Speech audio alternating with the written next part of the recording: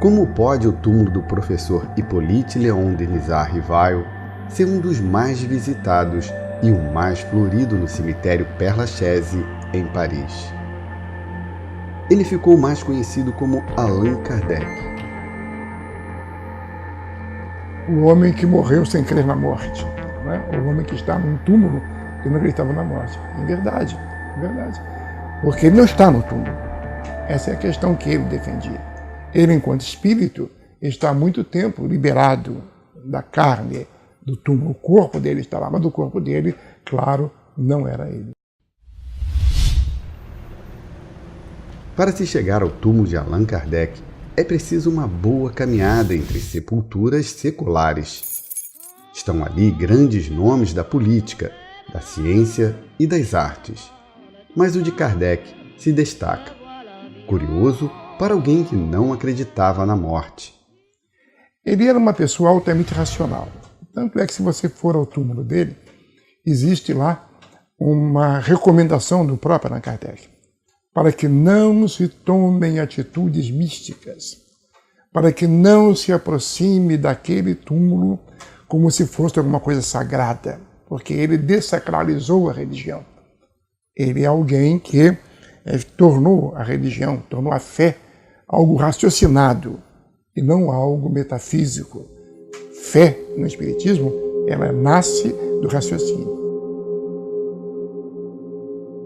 Por mais contraditório que seja ir ao túmulo de um espírita que dizia não à morte, ou do fundador dessa doutrina, e o cara que com mais ênfase dizia não à morte de forma alguma, é uma forma, é uma expressão dessa nossa ainda limitada condição, mas ainda assim muito bela, de objetivar, ou seja, dar como objeto a nossa fé a algo concreto. Um protestante que é contrário a todo tipo de imagem tem reverência por sua Bíblia. Aquele comportamento que se vê lá é simbólico. As pessoas chegam, se ajoelham, muitas estendem a mão direita e colocam sobre a cabeça da estátua, no sentido de captar energias. Kardec era contrário a isso. Kardec não acreditava nisso. Ele era um intelectual, ele criou uma doutrina que é baseada em 3 princípios básicos: ciência, filosofia e religião. Então não há lugar aí para o misticismo. Antes de estudar o Espiritismo, Kardec já era famoso. Allan Kardec era um professor francês. Ele estudou com Pestalozzi, esse famoso educador, né? Em Verdun, na Suíça. E ele se torna, muito cedo, não era ainda espírita, ele se torna, nessa ocasião, um escritor famoso. Escreveu vários livros sobre matemática, aritmética, língua francesa. Então ele era um homem muito conhecido e muito culto.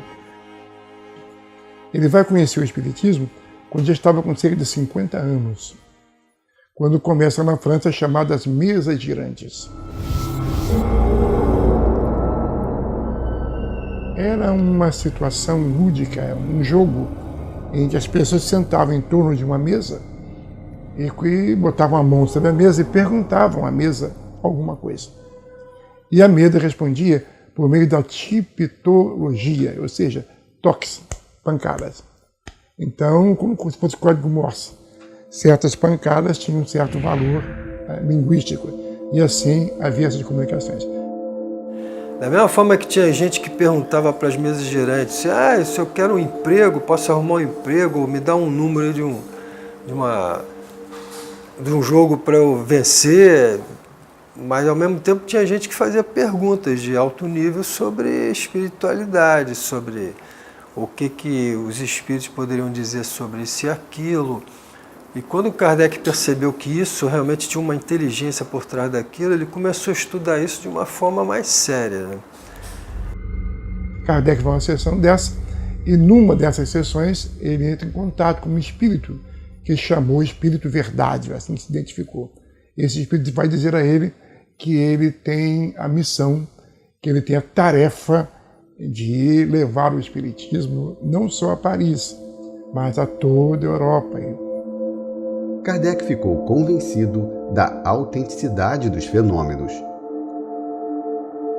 Existe a ciência materialista, que vai sempre negar esse tipo de origem espiritual. Não, isso é força do corpo humano, que faz mover, que faz até dar algumas informações, algo que vem do cérebro por telepatia. Tudo bem, isso pode até eventualmente acontecer, mas acontece também que existem momentos que são passadas mensagens que seriam impossíveis, entendeu? De uma pessoa ali naquele momento ter esse tipo de informação, mesmo que de forma inconsciente, no seu cérebro.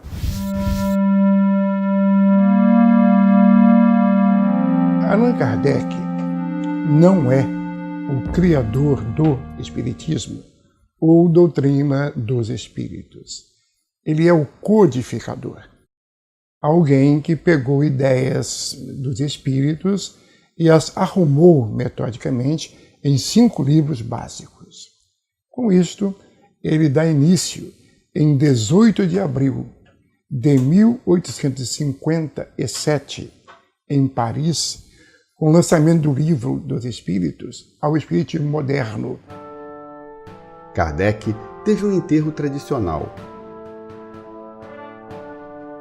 As pessoas presentes, a ele, os amigos dele, foram ao enterro dele, e há um chamado Camille Flammarion, que era também um astrólogo importante na França, né?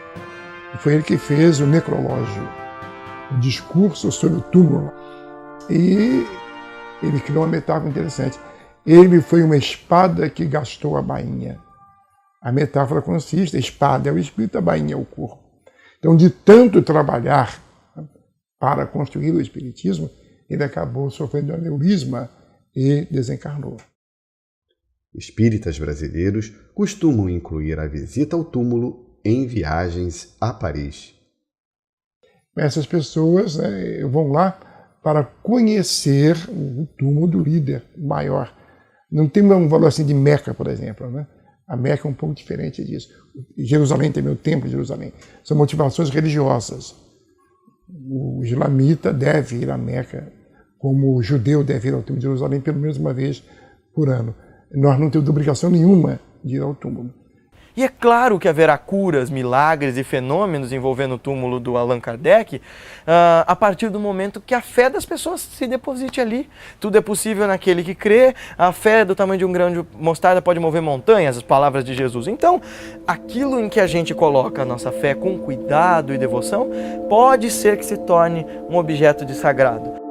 O devoto, ele vai colocar naquela imagem, naquele túmulo, naquele lugar, um canal prático e objetivo, onde depositar sua fé para que seja um telefone entre ele e o sagrado. É um jeito de prestar reverências. Aquele que nunca se curva a nada ou a ninguém, nunca conseguirá suportar o peso de si mesmo.